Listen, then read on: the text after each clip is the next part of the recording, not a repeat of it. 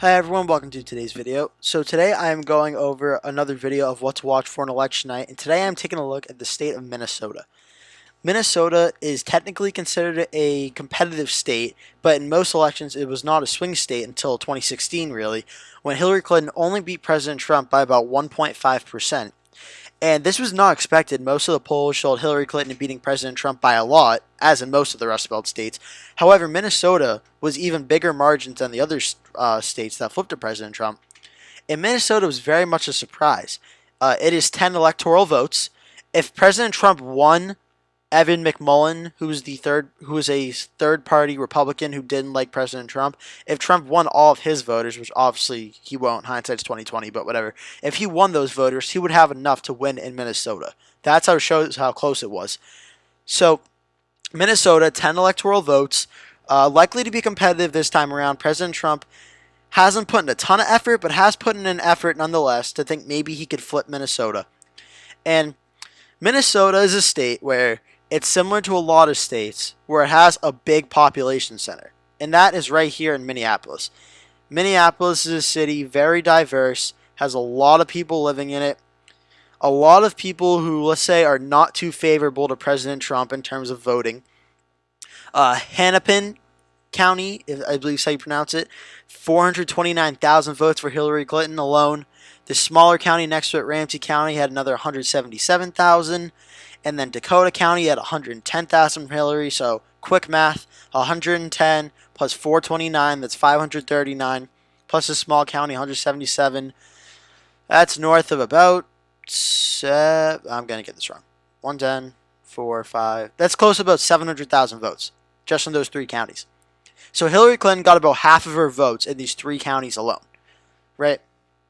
And then there's Duluth, which is Democrat but smaller margins. There's Rochester, which is Democrat but swing, smaller margins. So Joe Biden will look to bring out turnout in Minneapolis. Why President Trump could win in Minnesota, or could be competitive, excuse me. Just take a look at Minnesota, how it is right now. How many Democratic counties are there in the state? 1, 2, 3, 4, 5, 6, 7, 8, 9. 9 Democratic counties. Look at all of this red. Look at all of this rural and suburban red. This was not like this when Mitt Romney ran. This was not like this when John McCain ran. George W. Bush got close to this, but even he didn't have this much red. President Trump, on a map wide, flipped a lot of smaller blue counties that were Democrats, who may have been Reagan Democrats, for instance, voted for President Trump.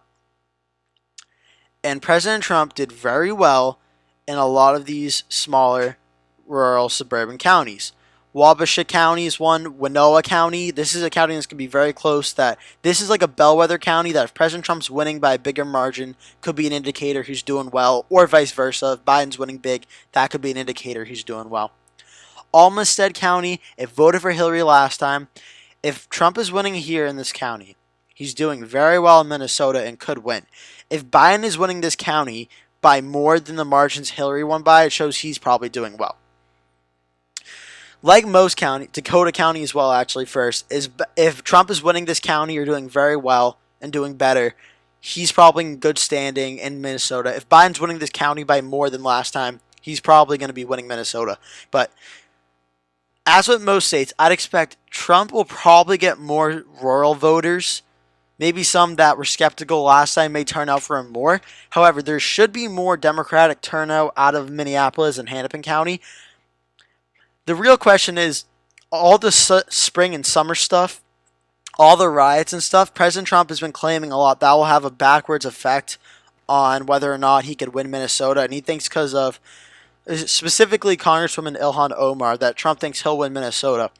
Whether or not we actually see that, well, that all depends on Election Day. But if that does happen, a key indicator is right here in Minneapolis, 63-28. If Trump is winning this, or no, excuse me, if Biden is winning this county with under 60% of the vote, President Trump is probably overperforming and probably winning Minnesota. If Biden is not getting 60% of the vote or more, and Trump is getting above 30, that means President Trump is overperforming in Minneapolis. And if he's overperforming in a big population center, then that means President Trump is probably doing very well in Dakota County. He's probably doing well in Olmsted County, and he's probably doing well in these northern suburban, rural-ish counties like Lake County. So on election night, if you're looking at Minnesota, you're keeping an eye on turnout in Hennepin County, and you're keeping an eye out on Olmsted County and see how close it is, and if President Trump is winning, he could potentially win the state.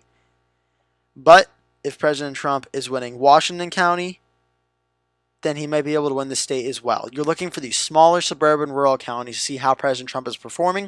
If you're Joe Biden, you're looking at what Hillary did. You're trying to drive up more turnout in Minneapolis, in Dakota, Washington, Ramsey, and you're trying to drive up more turnout statewide in all the blue areas that went blue last time. That's going to do it for today's video, guys. Thank you so much for watching. Please remember to like and subscribe, and I will see you in the next one.